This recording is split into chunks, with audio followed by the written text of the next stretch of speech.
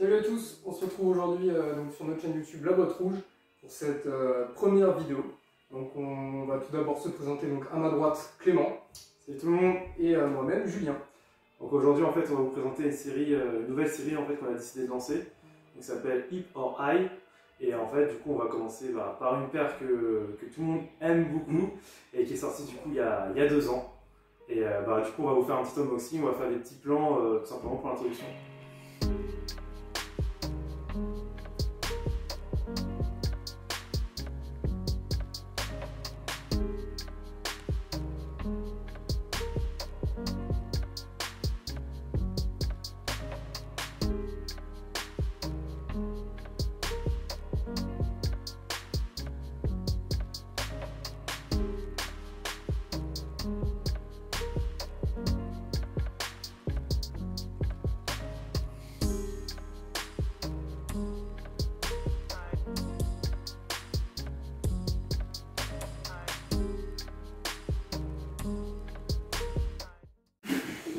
Du coup, alors en fait, la vraie question qu'on se demande en fait avec Julien, c'est est-ce que si cette paire était sortie donc en release normale, donc en général release, est-ce que cette paire aurait fonctionné s'il n'y avait pas Travis Scott derrière, s'il n'y avait pas toute cette émulation, parce que c'est en sorti en 2019, il me semble.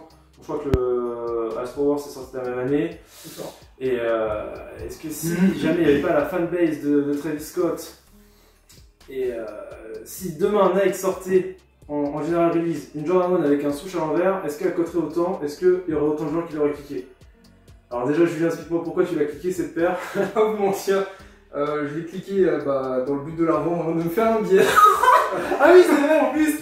Oui j'en souviens, Faire un billet, sachant que la cote avant que la paire sorte n'était pas aussi élevée que ce qu'elle ne l'est aujourd'hui. Je crois parce que c'était l'année justement avant qu'on aille au Sneakers Event, C'est ça. avant qu'il y ait le Covid, et je crois que ça cotait genre 700. Anecdote, la paire est sortie le samedi juste avant le Sneakers Event. Ah ouais? Et prix retail combien? 190. Elle a augmenté au dernier moment. 190 pour le Jordan 1. Ouais, c'est vrai que l'empiècement en cuir, c'est vrai que ça coûte très cher à faire. Après honnêtement, donc la cote, donc elle s'est pas envolée tout de suite, je crois que c'était déjà 700 €, je crois. C'est ça, ouais. Et là actuellement du coup sur StockX ça coûte Là combien? dans un 9,5, donc ce qui est ma taille, on est sur un DS, on est sur du 1400. C'est une grosse moyenne, mais c'est le prix moyen pour cette taille. La question que je me pose et que je te pose aussi, et que je vais vous poser aussi, n'hésitez pas à répondre dans les commentaires, c'est est-ce que pour toi le prix est justifié et est-ce que cette paire du coup mérite d'être classifiée comme un hit, comme une Sean Wotherspoon ou une Patapara ou quelque chose comme ça? Le prix retail ou le prix resell?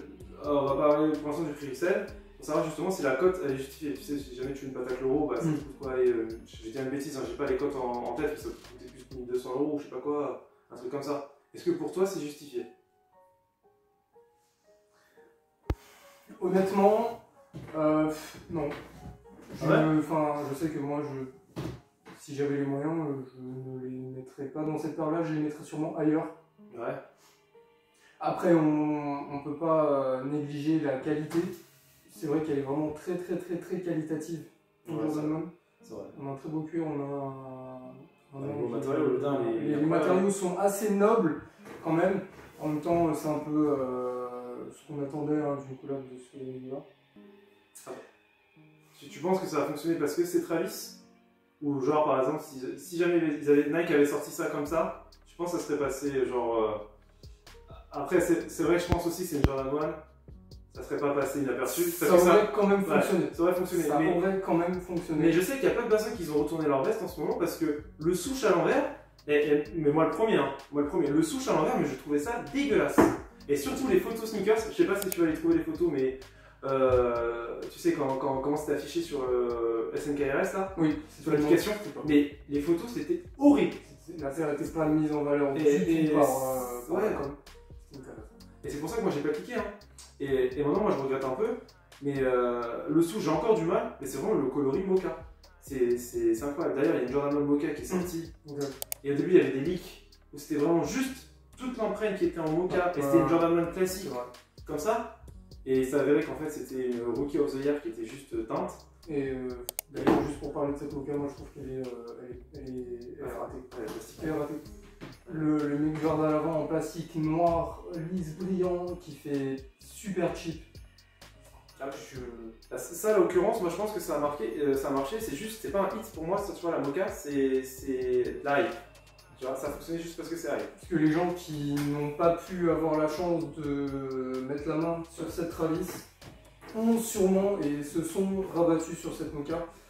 Je suis d'accord là-dessus. Et même moi, Je suis d'accord là-dessus. Et je pense même que Nike a fait exprès de sortir un colorway similaire à celui-ci, mais malheureusement avec des matériaux qui ne sont pas de la même qualité.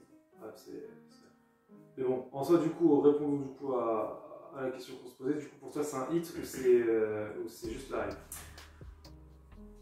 Pour moi, c'est un hit parce que de mémoire, c'est le premier colorway de ce genre qui existe. De Mocha, je sais pas, peut-être. J'ai jamais vu encore. Je crois que c'est. Alors sur Jordan 1. Parce que sur la Jordan 1, c'est ça, tu veux dire? Ouais, sur la Jordan 1, je crois que c'est le premier. Donc on peut le considérer comme un colorway OG. Ouais, c'est ça, c'est bien qu'une obsidienne. C'est, je pense, la première fois que de telles couleurs sont abordées sur Jordan. Pour moi, c'est un hit, mais il y a une très grosse part de hype. Parce que c'est Travis, parce que c'est américain, parce que c'est. Voilà. C'est une star, c'est mon avis. Mais est-ce que je l'aurais tenté si ça n'avait pas été une collab avec Travis Scott? Je pense que oui. J'aurais quand même essayé de la faire. Pareil, j'aurais fait une ou deux raffles. Voilà. Mais je ne serais pas allé plus loin, aller la chercher sur des sites de revente X ou Y et mettre un tarot faramineux juste pour avoir cette part-là. Après, ouais, je comprends tout à fait. Même moi, pour moi, ça reste un hit. Je crois que c'est la deuxième collaboration avec Nike. La première, je crois que c'était sur Air Force One. C'est ça. L'Air Force One, elle était incroyable. Incroyable. Ça, pareil, c'est un hit. C'est pas histoire de hype ou pas, c'est un must-have, je pense. Oh, bah pour les fans de Air Force One et aussi pour les fans de Travis et même juste le modèle. Et ben, du coup, pour nous, ça reste un hit, même si bon, on sait que la hype de Travis Scott a quand même matrixé beaucoup de personnes, notamment les personnes qui étaient juste de fans de Travis Scott, et justement pour l'objet, parce que justement ils sont fans quoi, et ils voulaient un objet Travis Scott, c'est quand ils achètent du merch, des choses comme ça. Et je pense justement que ça c'est un hit. Et contrairement aux nouvelles collaborations avec Nike, comme la Air Max 1, on va vous mettre une photo. La Air Max 1 qui a été. Alors, peut-être ça se trouve avoir un retournement de veste dans quelques semaines, mais on va éviter de se prononcer là-dessus, peut-être qu'on va retourner notre veste. Mais pour l'instant, moi je trouve ça mais horrible. Le souche, c'est mal intégré sur une Air Max 1. Bah, en fait, là ça passe. Parce que c'est une paire montante, c'est quand même une paire qui est assez imposante au pied. On a la place de mettre un souche plus gros que d'habitude. Et pour moi, ça s'intègre. Sur une Air Max One, c'est quand même un modèle qui est un peu plus fin. Et c'est plus compliqué. Et d'ailleurs, moi je pense que ça va marcher justement juste par l'effet de hype. Parce qu'on a pris l'habitude justement qu'une collaboration avec Travis, ça cote toujours, parce que c'est le nom Travis, tu mets le nom Travis n'importe où, ça cote. Après, il n'y a pas la Jordan 33 ou même la 270 là qui est. Et encore, je crois que la 270 elle cote. Hein. La 270 elle est horrible. Et justement, le phénomène de hype a fait que ça cotait. Bah écoutez, en tout cas, merci de nous avoir regardés. Écoutez, n'hésitez pas à nous mettre des commentaires, c'est ça, votre avis. Et nous dire justement qu'est-ce que vous voudrez voir sur la chaîne YouTube, qu'est-ce qu'il faudrait améliorer. Que ce soit en critique positive ou négative, on croit. Ouais, tant que c'est constructif. Constructif, très important. Ah bah écoutez, on vous remercie. Du coup, on vous dit à bientôt. Merci à tous, à plus. Allez, salut!